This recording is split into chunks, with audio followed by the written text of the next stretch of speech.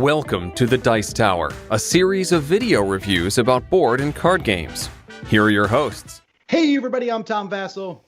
I'm Z Garcia. Hello. I'm Mike Delicio. And I'm Roy Kennedy. So several years ago, Days of Wonder came out with a game called Cleopatra and a Society of Architects, which was actually a fairly odd name for a game, right? But it's about people making the different structures in Egypt, trying to please Cleopatra. This game came out 14 years ago, but was pretty well known because they put a ton of plastic in the box, something which is, was not very common back in 2006.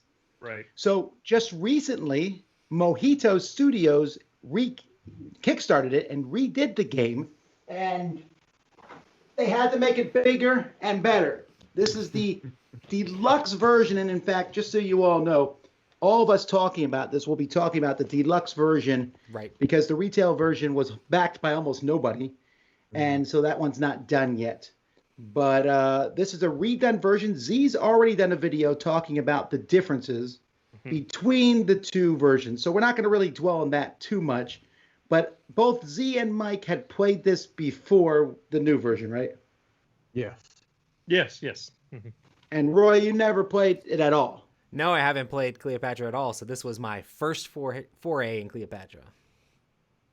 Yeah, and I'm going to put this down because it's super heavy. But let me tell you how to play it, and we'll be back. In this game, players are trying to get the most points. However, not only are players collecting points, but as the game goes by, in their little pyramid, players will be collecting corruption. And at the end of the game, you're going to lose a lot of points. In fact, if you get too much corruption, you could even lose the game. So you have to balance that out. There's a lot of different ways to get corruption over the course of the game, but let's talk about how you play and how you get points. And that's going to be done by these cards that are down here next to the board. So you can see there's this big three-dimensional board here, and as the game goes by, you're going to be taking pieces and adding pieces to this board, adding walls, adding mosaic tiles up here, adding the throne, which has the bottom and then the throne itself. You're going to be adding over in this section here sphinxes and obelisks. So there are various sections that will be added. When all the sections of one type are built, Cleopatra is going to move forward, and when she gets to the last section, that's the end of the game. That's going to trigger the end of the game, and at that point we'll be counting up our points. Players have two options on their turn. They're going to either draw cards or they're going to play cards. Now, the deck itself is going to be shuffled with 1/3 of the deck placed face down, the other 2/3 face up, and you'll shuffle them together. You'll start with a card in each slot here. So one of the things you can do on your turn is you can take cards. Now, you're not allowed to have more than 10 cards in your hand. Well, you can, but if you end your turn with more than 10 cards in your hand, you have to take a corruption for each card you decide to keep. But you can take one of the three piles of cards. So I might take this stone, this wild resource, or this face down one. I don't know. So let's say I take the wild resource. Then I'm going to draw 3 cards and add one to each pile. So the longer someone, I can pick where they go, but the longer someone doesn't take a pile, the more cards that are in it. So these cards are going to be various resources, and they're going to be artisans. And you're going to need those for the other half of the game, which is building. So if you want to build, for example, a sphinx, you need to pay an artisan and 2 resources of the same type. You want to build a door frame, that's 3 of the same type, 2 artisans, 4 of the same type, and 3 artisans to build an obelisk. When you build them, each one's going to score a different way. Sphinxes are worth 3 points, but they're also worth an additional point for each other sphinx that's in the same row. Obelisks, on the other hand, are going to be worth 10 points, plus 2 for each sphinx in that row. So the more sphinxes you have, the better the obelisk is. Walls are going to be built around the outside, and when you build a wall in a section, you're simply going to get 3 points. But if there's a mosaic on the top, you get 1 point for each mosaic that's on an edge that touches that wall. The really, really big door frames are going to give you only a few points, but then they give you 5 points, but then they're going to give you an extra point for each wall that's connected as you go around the outside. Then you have the throne itself, which is worth 10 points, and it's going to score you points for the mosaics next to it. Mosaics, you're going to pull the top one off a pile. There's various polyominoes here that are 5 squares, and when you get one of these, you can put it wherever you want. Now, a mosaic is going to score you 5 points plus 1 for each tree that you cover up. So why wouldn't I put it there? Well, because after you place a mosaic, if you enclose a space here that no other mosaic can fit into. So you can check the pile. In this case, I couldn't do it because this mosaic could fit there. But if you make it 4 squares or less, you're fine. You then are allowed to place one of your Anubis statues in that area you created. At the end of the game, you will be able to take corruption from your pyramid and put one on each of these spaces, kind of cleansing corruption. So if you can create an area that's reasonably big, and like for example, if I create this area here, that's going to be able to get rid of 4 corruption at the end of the game. Corruption, how do you get it? Well, every time you play a red card, you're going to get corruption. This is a wild resource, but hey, it gives you corruption. This here is a double resource. It counts as 2 of the stone, and that's going to give me a corruption when I play it if I decide to keep more than 10 cards in my hand. And then also there are the different roles. The worshippers here of Sobek are placed randomly at the beginning of the game, and you can use these on your turn. In fact, clever use of them will help you do well in the game. But each time you use one, you're going to either take a certain amount of corruption or lose victory points. So for example, this guy lets you take cards and build on the same turn. This one lets you play 2 less artisans or 2 less resources. Sometimes they give you an extra 4 victory points for each thing that you build. When you take one of these, it's going to move to the end of the line, and you'll keep going, but that's another way to get corruption. Now, the whole game is going to be based around Cleopatra moving down this path here. When she passes here, players are going to bid, and you're going to be bidding points to try to get rid of some of the corruption, and whoever bids the least will actually take more corruption. And like I said, after she gets here, after the round's finally completed, everyone's simply going to total their points, and they're going to look at the corruption that's in their pyramid after taking out all the stuff that they can put into their gardens and cleanse it. When that happens, you'll be taking a look at this chart here, and depending on how much corruption you have, so let's say I have 4 corruption, I'll discard 10 points. If I have 8 or more corruption, I'm eliminated from the game, fed to the crocodiles. After that, whoever has the most scarabs, the most points, is the winner of the game.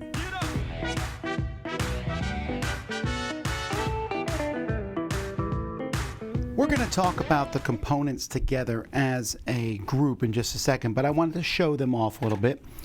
The game comes in this giant box with gold. The plastic inserts, and there's a lot of plastic inserts for the game, they're fairly cheap and they're not that good quality. And this game does require a good set of tear down and setup. Now I have the Super Deluxe version here, although I made the mistake of ordering mine without magnets. Didn't know you had to, after all the money I paid for the Super Deluxe, you think that would have been included. But the magnets go in these slots here, and then there's magnets underneath the board, and they snap into place. The problem is, if you don't put them in exactly right, these things might float a little bit. As you can see, they stand up okay without the magnets, but I don't know. I still haven't decided if I'm going to get magnets for this or not. Now, the walls themselves are really nice, but they are very fragile. I don't really like the insert for the game, but I don't really have an option. These would break in the box very easily. There's so many different pieces. I have to use that. They look cool, but they stand here. I don't know. It's a little topsy-turvy. I love these. Are nice plastic, not the acrylic, and they have different things here, which is not necessary. It doesn't actually mean anything in the game, so that's cool. The board here has an insert, so the lines we place in it, that's nice. The corruption's fine, although I find it weird that it's just so shiny gold. A little bit of, I don't know, some use might have mattered some. The scarabs are okay. They're plastic and they're neat, but I don't know, they're a little fiddly to work with. Putting the corruption in the pyramid itself, so the pyramids are made of two pieces. You have the bottom and the top that snaps on. And then in the top here is like this little thing. So when you put corruption in, it works okay. And they look neat in front of you, so I like that. The worst part of the production for this game, besides the insert, are these cards. They are, I don't know if you can tell, but they are really, really thin. The artwork's fine, but it almost feels like these cards are linen finish only. They're linen finish, but there's like nothing in between them. They're some of the thinnest cards I've ever seen for a game. And in a game where the cards are this important, that's problematic. So that's kind of an overview of the components of the enhanced deluxe game. Let's see what the guys think.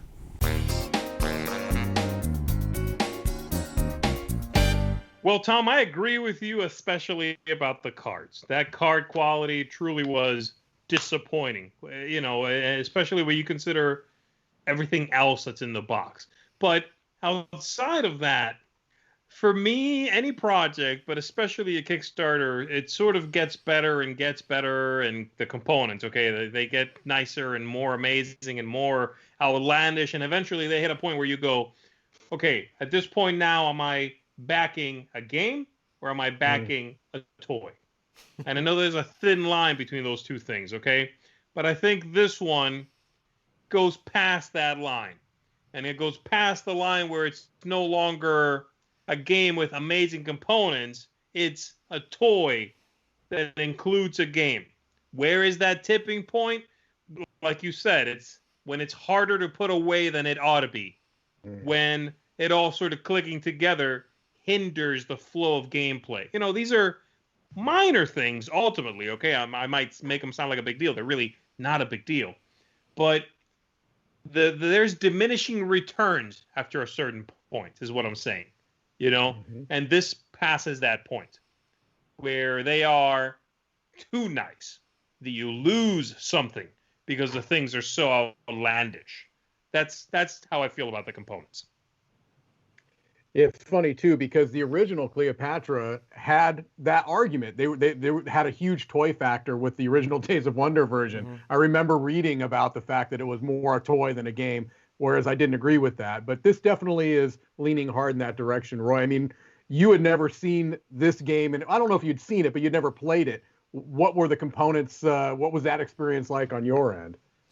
When you guys first took it out of the box, I did think it looked awesome as far as the way that it looked. Because, like, the aesthetics of it is crazy. We set it all up and put it all together. I didn't realize at the time that you build the different parts as the game goes along. Yeah. But we kind of set it all up. But there were multiple things on two different copies that ended up having to super glue back together. So that was kind of an interesting aspect of the game as well. Hopefully you're good at doing a little modeling stuff because some of the things can maybe mess up in shipment and stuff like that. So I'm not sure how prevalent that's going to be on the whole print run. But do be aware of the fact that you are building it as the game goes along, you're going to be moving those pieces around a lot, and they could be a little bit more flimsy than you would think.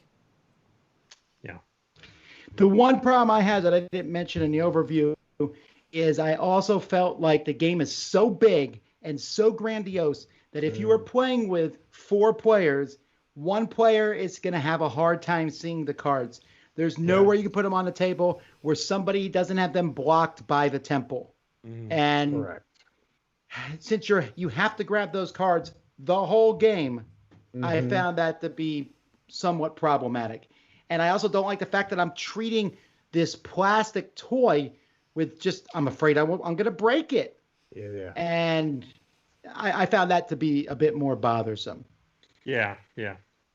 Now, the game itself is, to me, it's just a very straightforward set collection game. You collect cards. Some are face down. Most are face up. You use these cards to build things, and then you build them for different points. And there's some, matter the order of building and things like that. But the game does not feel that complex at all. What did you think, Z? No, I agree with you. And there's, I try to think of this mechanically in a bubble, but I really can't. I am familiar with the original game. I know the things they changed. But I think mechanically, the original game is robust. This new one is streamlined. It is mechanically very interesting. Yes, they lost a little theming, okay, for the sake of simplicity.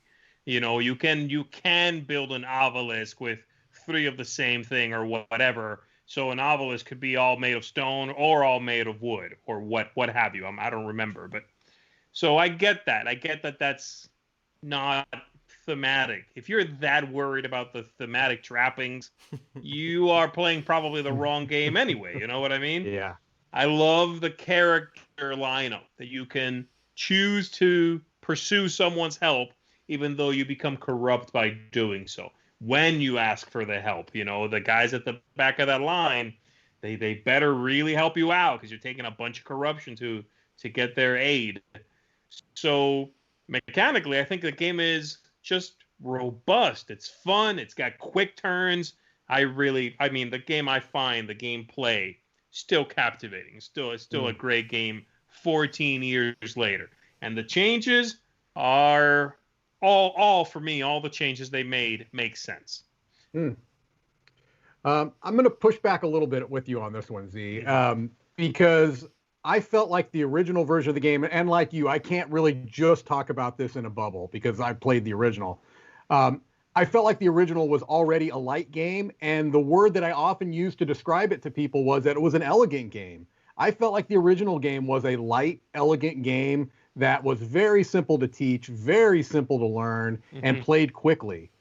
The new game is that, but I didn't feel like it needed to be refined, really, beyond those original core mechanics. And the one change I actually don't know that I like as much, which is the distribution of the face-up and face-down cards in the market. That was always my big hook to this game, that and the corruption. And I kind of liked having half the cards face up and half the I tend to have a lot of corruption in the game, but I tended to like those face up, face down cards, and it's not a huge difference. I mean, you're talking about 50% versus 33% basically. But I didn't really think it needed to be changed. I don't have a problem with it. I thought a lot of these changes were not necessary, quite honestly. So I think the biggest change that maybe gets overlooked is the fact that the game now scales better. They cut out 5 players that always dragged, and the original one playing with 5 was a drag. And they added 2-player with no weird modifications, So that's a good call. I didn't play it too. I didn't play it too, but you have a really good point there. Yeah. Yeah. But yeah, I this was my first play of the game at all, and mechanically, I thought that this was going to be, I'm like, oh, look at this crazy production. This is going to be like some intense, crazy Euro game with all these different mechanics. Not at all. It's like extremely simple. And then, we learned it super quick, and then it was like, wow, that's all there is to it with all of this stuff going on in the game and how much and how grandiose the game looks. Like, that's how light it is, and that's how quick it is. I thought, for me, a little bit, that was a little bit off, because I was like, man, I thought there was going to be a little bit more going on, but it's extremely simple. Just those super simple sets that are all very similar in general and just give you points in slightly different ways.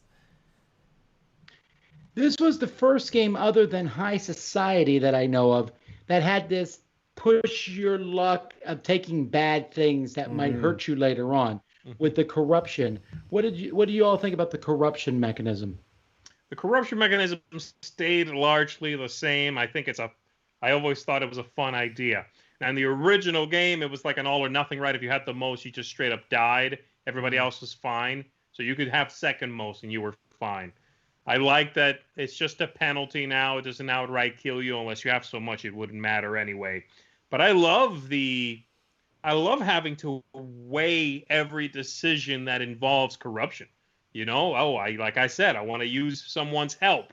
Is it worth 2 corruption? How's everybody else around the table doing with corruption? Does this put me in that lead? Because I don't want it, I like it. All the cards that are corrupt to let you build a little more efficiently, but they possibly give you a little penalty. I like it. I have no issue with it. Mike, what do you think of the change?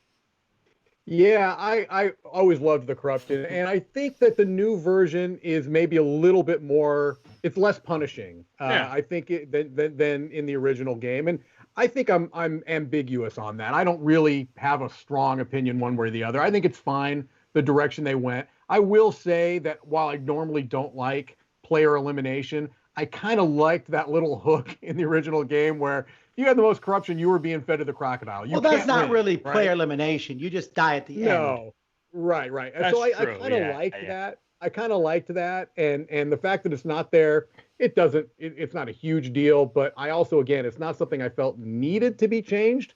Also, correct me if I'm wrong. Is it easier to get rid of corruption now in the new game get rid of corruption cards without taking that corruption? I thought in the original game, if you got rid of those corruption cards, you still had to take a penalty. It is slight. Yeah, the difference is in the original game when you went up above 10 cards, you could keep them all for one corruption per card above 10, or you could discard down to 10 and you would take a single corruption, right? Now you can discard down to 10 freely. The difference being the characters are now always available. Right. You are likely to make more corruption from that. You don't have to wait to draw a character. They're there. You can appeal to one every round. So that's the difference. I think it makes up for that. And I think it's about the same. Okay. I didn't have the old game to reference on this. But I felt like maybe I was a little bit too frugal with the corruption, but I ended up with like 0 at the end. But I was very much trying to figure out ways to mitigate it. You have to be smart about like how you place the different mosaics for your guardians up there, because that can help mitigate. And I was very conscientious about like, okay, I have this many that's going to be negated, and how many have I played so far? That sort of stuff was stuff I was thinking about hardcore. I didn't realize Mike had just gone way out into left field, and I didn't have to worry about it nearly as much as I thought I did. But yeah, and another thing that happened is there's that shift where you can bid points to try to get rid of more.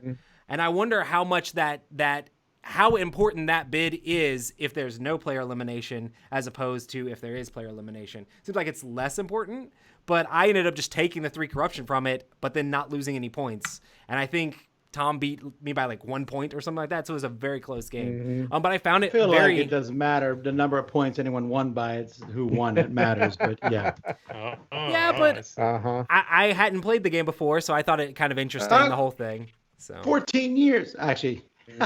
It's probably been a decade since I played this game. I like the corruption mechanism a lot because it's that kind of thing where you can the table play makes it. So if I see other people taking corruption, I'm more tempted to do it myself. Right. And that if I might take some more corruption, hoping that you then say, oh, well, Tom's doing it, I can do it too. And then maybe I can pull back. I've always thought that was one of the best features of the game. But let's take a look at the whole thing overall. Roy, what you think and what's your rating? I think overall, when it is set and when it is done, it looks amazing and beautiful. I thought the game was really simple. I think for me, it is a 6. I think it's a good game to play, and I would play it if somebody asked me to play it or whatever, but it's not something that I'm going to probably go back to over and over again. I did enjoy it for like a light game. My main thing is, if I'm the one setting it up and taking it down, that would be more of a pain than it'd probably be worth for me for most of the time. Mike? Yeah, this is a tricky one for me because we're rating this product as a whole. The game design, I think, is wonderful. I thought it was wonderful in the original version. I still think that the changes made didn't change the core experience of the game, which is one I really, really enjoy. I do think, as odd as it sounds, with this big lavish production, that's a step backwards in my mind. Not just with the cards, but with the actual, as beautiful as it looks, the pieces of the game. I feel like they're a bit fragile. They get manipulated a lot. They get moved around a lot, getting them, even just the setup and teardown. All of that is part of the total package that you have to assess. And that has brought my rating down a bit for this particular version. So I'm going to be giving this version of Cleopatra a 7.5. All right, I'm actually slightly lower than that. I looked up my original review, which I wrote back in 2006, where I basically said it's a card-taking, card-playing, fun family game, but it was beautiful. And it had a lot of makeup on it, but it's enhancing the fun in the game. That gives short moments of satisfaction in the game because, hey, I built this. I built that. It's just fun to do that.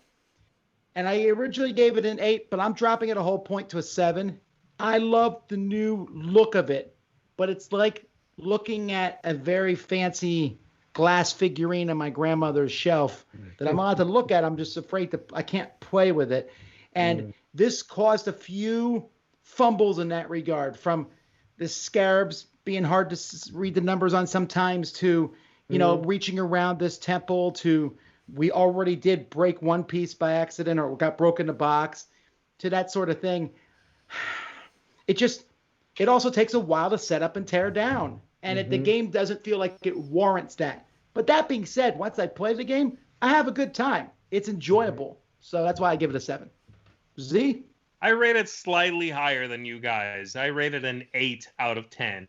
And I agree with a lot of what you guys are saying. The original one, I also, by the way, rate an 8 out of 10. So ultimately, this is a lateral move. I'm glad the game's coming back into print. But I agree. They've crossed the threshold of going from really stunning pieces to usability issues and storage issues. And yes, I agree. I don't want to be the one to have to set this bad boy up. I think the cards were on a very unfortunate misstep.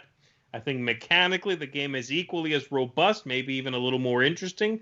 But some of the other things hold the package back, It's also, we're not even considering here the cost of this game. Right? That's another thing. This is not a cheap game. And at some point, you are just paying for something that is, like Tom said, much like a glass figurine. That does no longer adds to the package overall. It no longer enhances gameplay. So an 8 is where I'm at. Still a fantastic game. I have the original Cleopatra and the Society of Architects in my collection. I've had it for a decade, right?